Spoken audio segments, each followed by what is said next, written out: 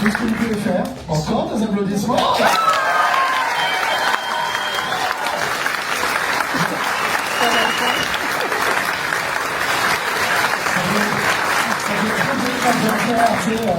Les petits fauteuils comme ça là. Je vais laisser le micro à notre traductrice de choc et de charme aussi, qu'on peut aussi applaudir s'il vous plaît.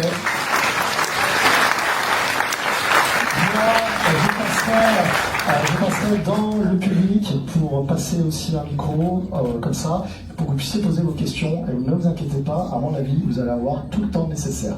C'est parti. Et bien tout d'abord, les remercier vraiment. Merci beaucoup d'être avec nous ici à Toulouse, en France. Ça me fait ultra plaisir de le recevoir. Et j'ai l'impression que depuis Toulousain, il est à 2000, n'est-ce pas? Ouais. Thank you so much for being here with us. And apparently, Toulousians are the best public, right? Aren't they? Yeah.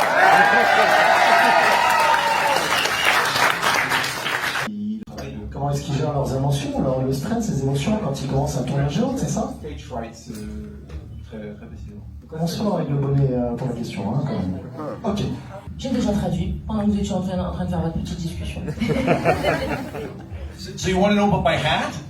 Yeah, that was shine. You Yeah. went to lose. Yeah. Yeah, I had a beanie on. Yeah. That's because you weren't prepared. That you went out of the shower and they were like knocking on the door. Yeah. You gotta go. Yeah. Yes. Yeah. All that. Yeah. And it's the same beanie too.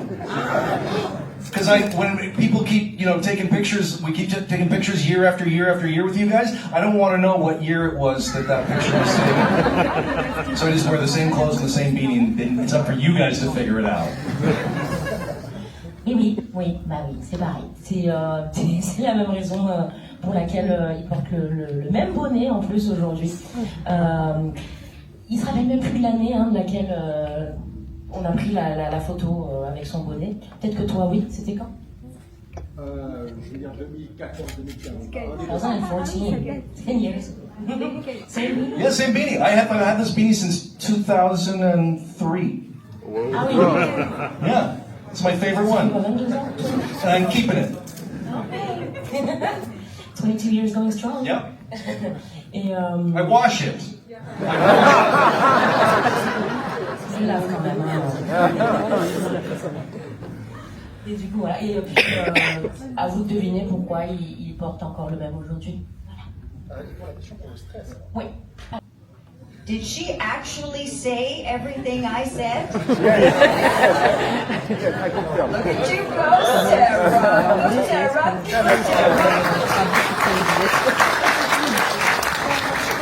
Arrêtez de mentir s'il vous plaît, d'accord? Yeah, we don't call when you love what you do, we don't call it stage fright. We call it excitement.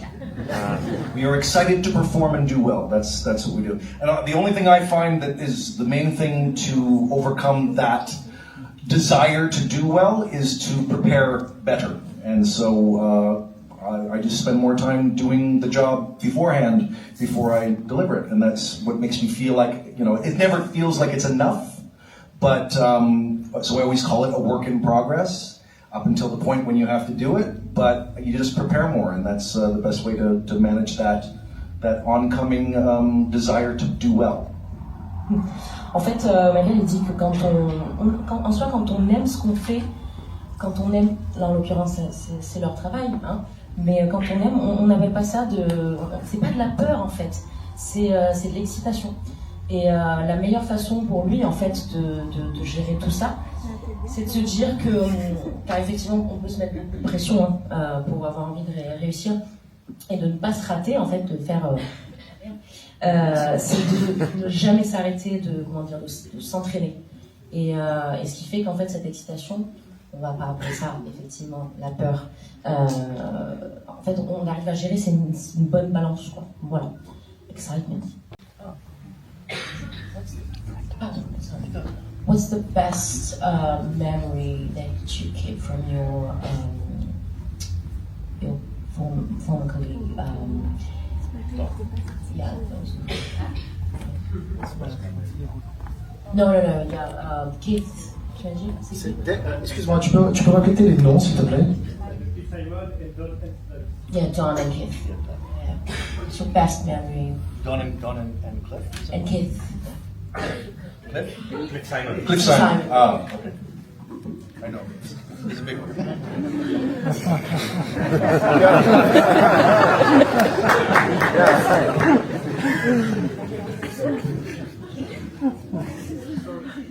For the children in the audience, there probably may be some things that are inappropriate, but I'm going to say it anyway. I have so many. Oh, sorry.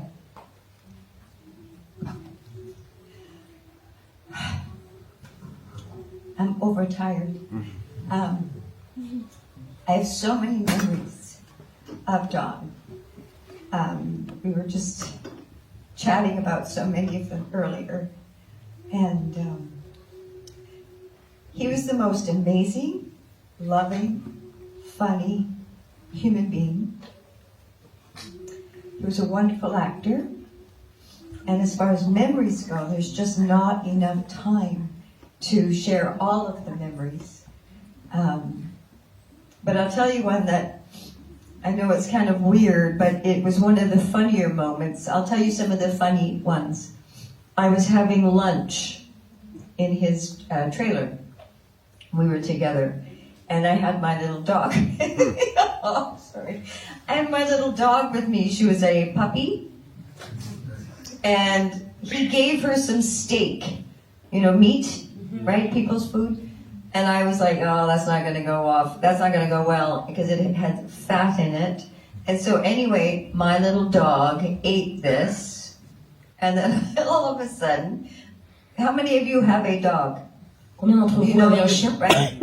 So you know how when the dog is like, that sound, and their whole body is doing this? So all of a sudden, my dog's going, and she threw up, right? But it didn't come out like liquid. It came out in like a tube for some reason. And Dawn's like this. He's like, oh my God, honey. Your dog just shit out of its mouth. And that was it. I lost it. I could not stop laughing. I've never seen anything like that. It just shit out of its mouth. So those are the type of memories. They were always humorous.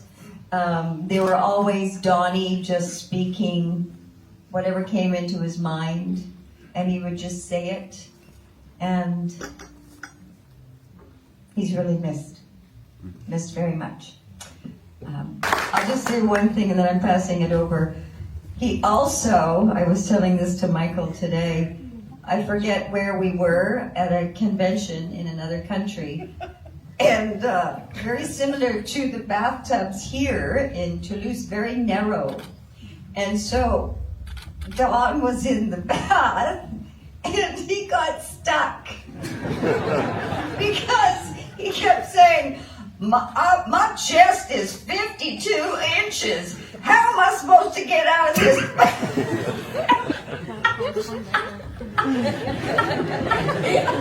He had to get somebody to help him out of the bathtub. We're still trying to figure out how that happened. Did you understand any of that? Which hotel was it?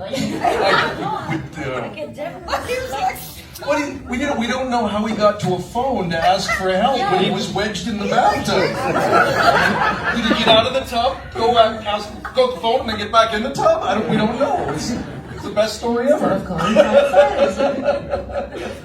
Et juste avant de donner la parole à Michael, il dit en fait je me rappelle aussi d'une autre histoire. C'est une fois où on était en convention et en fait elle avait complètement en convention elle avait complètement oublié où ils étaient. C'est une fois où ils étaient et mais elle se rappelle avoir reçu un appel de Don qui lui dit en fait le mec est resté bloqué dans une baignoire. Certains d'entre vous ont des baignoires à la maison. C'est quand même assez large et même si elles sont pas très larges, elles sont pas non plus très serrées. Et il dit putain, je suis resté bloqué dedans, les épaules. Je dis mais putain, mais je comprends pas. J'ai pas des épaules très larges. Il est resté bloqué. Donc l'action, c'est qu'au lieu d'appeler les pompiers, il a quand même appelé ses collègues pour leur dire aidez-moi. Do you know how long it took for him to But the way we're laughing right now, that was what, like if Dawn were telling the story to us about what happened last night, this is how we would be laughing, and we can recount it this way, is how loved and how much fun he was. One of my favorite memories, outside of him being a wonderful human being and loving and supportive and all the wonderful things you can imagine, he had this habit when we worked with him.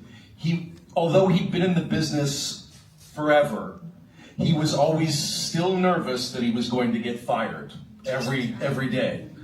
For no reason, just his own insecurity or whatever. He thought maybe he was stealing money from them or something, I don't know. But so he really worked hard on making sure his dialogue was okay, but whenever he flubbed a line, which rarely happened, he would get flustered. And so when he's on camera, he had this nervous habit. Did you ever hear him do this? He had this nervous habit of he would say, Colonel O'Neill, I want you to... And we'd be at the briefing table usually watching this, and we're off camera watching him going, and I'd be like... trying to keep it in, and the more laughter we were doing, the more he would, O'Neill, I have to hurt. Dr. Jackson, I want you to...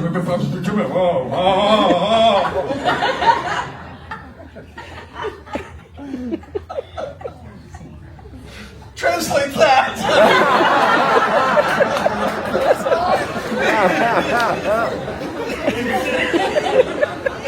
Je pense que déjà il mérite un tonnerre d'applaudissements.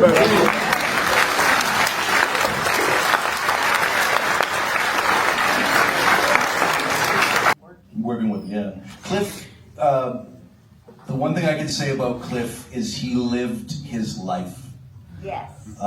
Cliff, everything he did was big. Everything, and he did so many things. I'm not sure if you know his history, the fact that he was an Olympic swimmer, the fact that he was a dancer at the Moulin Rouge, everything, like this actor, you know, he's from South Africa and went through a ton of violence in South Africa, and died kiteboarding in Los Angeles.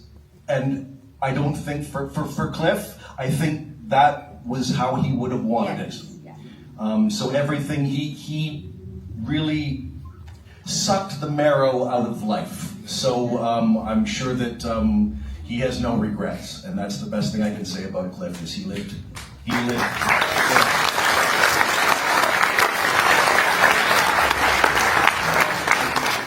That's badass.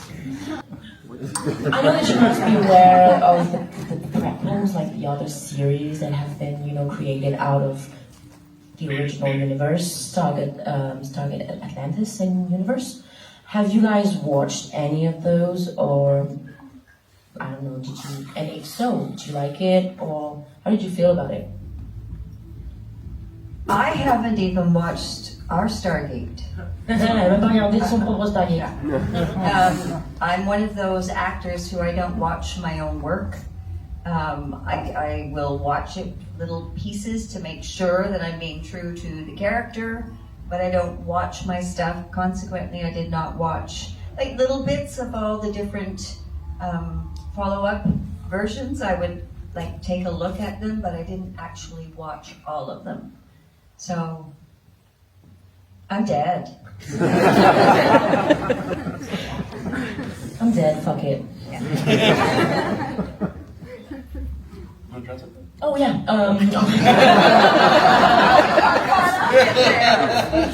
Donc en fait, elle dit mais moi j'ai même pas regardé ma propre série dans laquelle j'ai joué. Elle dit je fais partie de ces acteurs et je pense que, j'imagine que vous doutez bien qu'il y a des acteurs, il y a deux types d'acteurs. On a eu cette discussion elle et moi hier d'ailleurs. Elle fait partie de ces acteurs, de ceux en fait qui ne regardent pas ceux dans quoi ils jouent. pour diverses raisons. Voilà. Et elle dit quand même que pour les autres séries, elle a regardé des petits bouts par-ci, par-là. Mais de toute façon, elle est morte, donc elle n'a pas vraiment prêté attention. Elle n'a pas vraiment suivi. Voilà. Donc, Yeah. I was on the other shows. So yeah, I watched them. ben lui, en fait, il s'est retrouvé dans les autres séries. Donc, ouais, il a regardé. No, I wasn't in every episode. No, I did the pilot of. I did pilot of both shows, and then I did an episode later on. Then I did like 2, 3 for Universe, and then I did 2 for Atlantis. As a doctor, what was your... That's Daniel Jackson. But what did you do? Why were you on those ships? I don't know. You want to know the stories? Yeah. Oh my God. You sure it's alright? Okay, Tara. I'm just going to give her the episodes. She can watch them now. Yeah. Donc, donc elle a demandé une petite question très importante, je pense, qui prouve, c'est l'exemple parfait de la réponse dont je vous ai donnée juste avant. Fait qu'elle regarde rien en fait. Il dit mais attends, mais t'as joué dans les deux, t'as fait beaucoup d'épisodes, t'étais dans tous les épisodes. Il dit bah j'ai fait le pilote pour les deux et puis 2, 3 pour chacun. Elle dit mais attends, mais t'étais quoi? T'étais docteur et tout. Il dit mais explique-moi. Et du coup bah, là il va lui raconter un des épisodes dans lesquels il a joué. I will say I had to watch the shows to get a sense of what they were doing on both. I know that Universe was very different. And I certainly knew it because Richard and I did a scene in Universe where we were doing our usual banter stuff, and they cut it all because it doesn't really fit with the tone of Universe because it was a much more serious show. So I think that Universe was very good, very different. Obviously, tonally speaking, and that people can love it or hate it however they want to. I liked it because it was serious, but I also understood why people were taken aback that it felt more like Battlestar Galactica than it did Stargate. I enjoyed Atlantis and felt like it was a homecoming in itself because it was similarly toned and we felt interchangeable in that particular universe. I didn't feel like my character really fit in Universe the way it was constructed, so. Oh, but you felt like he felt better on this side, like on... I just felt that it was more natural to put him into Atlantis than Universe. I think that even the writers struggled to put our characters into Universe because it was such a soap opera-y show by itself. Yeah. Okay. En fait, Michael, il commence par dire que effectivement, le plus important, mais en règle générale, hein, que ce soit pour n'importe quel préquel, il faut faire attention au fait que, effectivement, une série originale, ces préquels peuvent avoir quand même des tons différents, mais propres à eux. Il parle notamment du fait que, par exemple, c'était dans Universe, c'est ça? Ouais. Que le ton était plus sérieux. Que ce qu'il avait pu faire avant, notamment avec Richard, ils ont tourné une scène qui a été coupée quand même, où on voit leur dynamique commune, et en fait les deux, la scène a été coupée parce que non quoi, parce que le ton de ce préquel là il est plus, enfin ce spin-off là est plus sérieux, donc ça va pas, ça colle pas. Après quand à l'écriture de son personnage à lui, c'est vrai que c'est très dur en règle générale de pouvoir. T'as des persos qui peuvent pas, qui sont propres à un univers et pas à un autre. Il dit, mais en fait, il a vraiment adoré Atlantis. Enfin, pour le coup, c'était naturel de mettre son perso dans Stargate Atlantis. Ça coulait de source. Et puis, il comprend aussi quand même que, donc là, on parle de votre opinion, il comprend qu'il y a des gens qui ont aimé c'était l'univers, c'est que ça a pris un autre. C'était plus réticent à cette idée-là, quoi, enfin, à ce spin-off-là.